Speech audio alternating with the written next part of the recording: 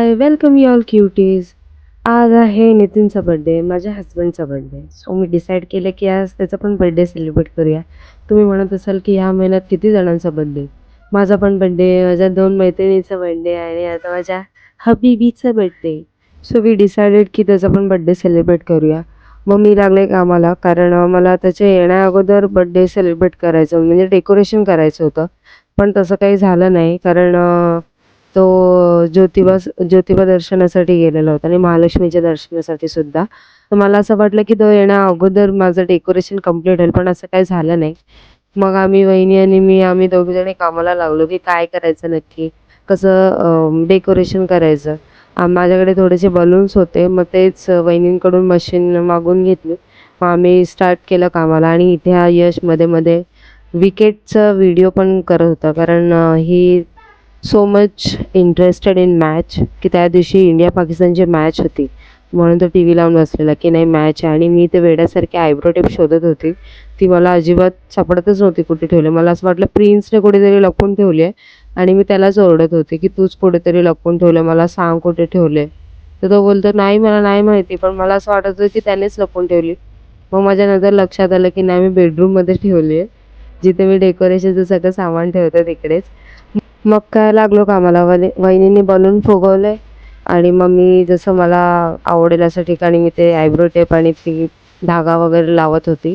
त्यांनी बंच बनवून दिले मला आणि मग मी छोटंसं डेकोरेशन करायचं डिसाईड केलं. त्यात पण प्रिन्सचे नखरे होते खूप. मम्मा मीच करतो, मीच हे लावतो, यश दादाने नाही हे केलं पाहिजे, यश दादाने ते नाही केलं पाहिजे. ते माहिती ना लहान मुलांचं असतं. मग असं करत करत आम्ही फायनली डेकोरेशन करायला सुरुवात केली. अर्धवट झालंच होतं, कारण आणि तिने नंतर डायलॉग पण मारला, अरे मी एवढा डेकोरेटर असून तुम्ही माझ्या बड्डेला असं डेकोरेशन केलं. आता काय करणार ना, आम्हाला जे येतं ते आम्ही केलं होतं. आता वी आर नॉट डेकोरेटर्स, म्हणून जसं जमतं तसं आम्ही केलं होतं. मग इथे त्याला मी म्हणत होती प्रिन्सला की तू मला बोलून आणून दे, बाकीचं मी करते.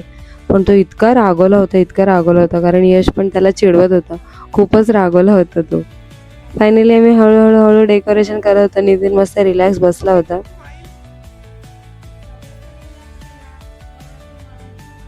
आणि माझे ते चालू होतं. प्रिन्सला थोडीशी समजूत घालत होते मी की नाही, तो गुड बॉय आहे, तो छान आहे, तो सगळं ऐकतो वगैरे वगैरे वगैरे. मग त्यानंतर आम्ही हॅपी बर्थडेची स्ट्रीप जी मी स्नेहलच्या बर्थडेला लावली होती तीच होती माझ्याकडे. तर इथे आम्ही दोघी पण ट्राय करत होतो की कसं लावायचं. तर मला काय ते सुचत नव्हतं आणि समजतही नव्हतं. तो आम्ही खालचे बलून पूर्ण ते लावलेले ते काढून टाकले आणि मध्ये हॅपी बर्थडेची स्ट्रीप लावली आणि मग नंतर परत अजून थोडे खाली बलून्स होते आमच्याकडे, मग ते आम्ही लावले. इथे मग मी प्रिन्सला दिलं इथे व्हिडिओ शूट करायला, कारण त्याचं असं म्हणणं होतं की नाही दादाच व्हिडिओ शूट करतो, मी नाही करत, मला तू देत नाही मोबाईल. मग नंतर मग त्याला पण दिला मोबाईल की व्हिडिओ शूट कर, कारण त्याच्या हातातून माझा मोबाईल सारखा पडत असतो, म्हणून मग मी देत नाही. हां बघा इथे परत आता प्रिन्स इथे आला, हां हां हां करतोय. यश त्याला समजावून सांगत होता कसा व्हिडिओ शूट कर, काय कर. आणि हा त्याचा हात पण मध्ये मध्ये मध्ये. आता काय करणार, मुलांची समजूत घालणं पण गरजेचं असतं. सो इथे आम्ही चालू होतं डेकोरेशनचं. 4-5च बलून लावले, पण त्यासाठी आम्हाला इतका वेळ गेला की काय आमचं डोकंच हँग झालं की कसं लावायचं आणि काय लावायचं. ठीक आहे, फायनली आम्ही केलं छोटं मोठं डेकोरेशन.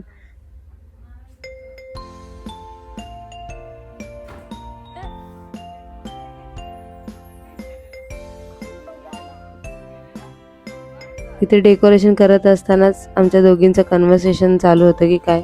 फायनली ते नानांची एंट्री झाली. नानांना सगळं माहीत होतं कसं डेकोरेशन करायचं, तर ते आम्हाला नंतर बडबडच करायला लागले, तुम्ही लोकांनी काय केलं, हे जरा थांबायला पाहिजे होतं अँड ऑल. पण आम्ही म्हटलं जाऊ दे, तुम्ही थकून येणार, मग कुठेच डेकोरेशन करणार. मग आम्हीच ते सगळं आमच्या डोक्याने सगळं केलं. इथे परत प्रिन्स रागवला होता. I don't know Y he always angry bird, नुसता रागवलेला असतो सगळ्यांवरती.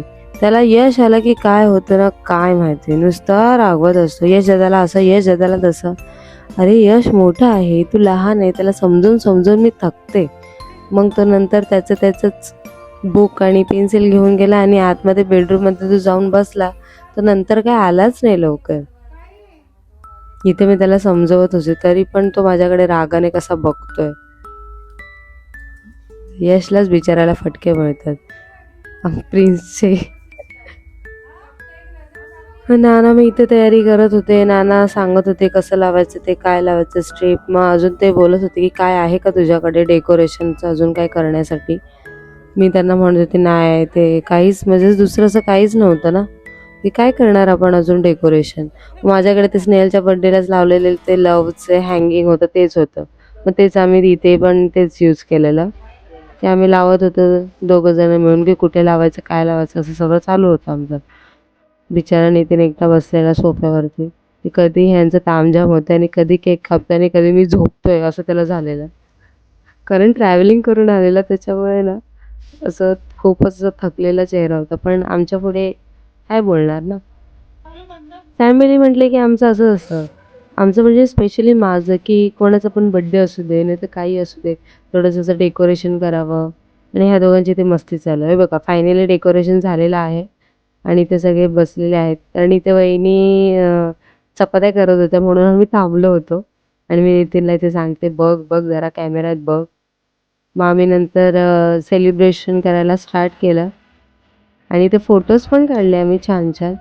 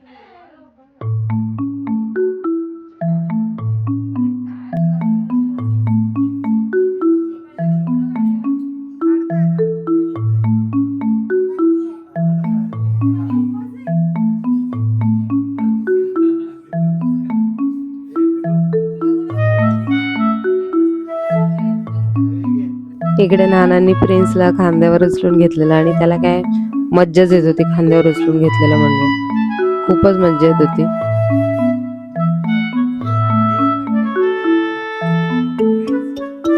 नंतर मी नितीनला सांगितलं गिफ्ट खोलायला. वहिनीने मस्त असं जॅग्वार दिलं होतं शोपीस. खूप छान वाटत होतं ते, कारण ऑफिसमध्ये लावण्यासारखं होतं, खूपच सुंदर दिसत होतं ते. आता तो गिफ्ट खोलेल तेव्हा बघा.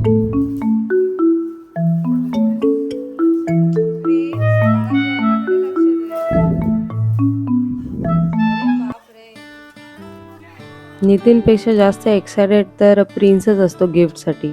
गिफ्ट काय मिळालं, गिफ्ट काय मिळालं ह्यासाठी.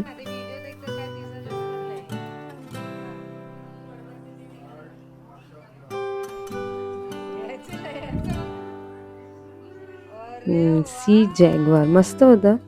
त्यानंतर सगळे जेवायला बसले होते इकडे आणि वहिनी ते सांगत होते की काय आहे, तो कसं लावू शकतो, गाडीमध्ये पण लावू शकतो वगैरे वगैरे वगैरे.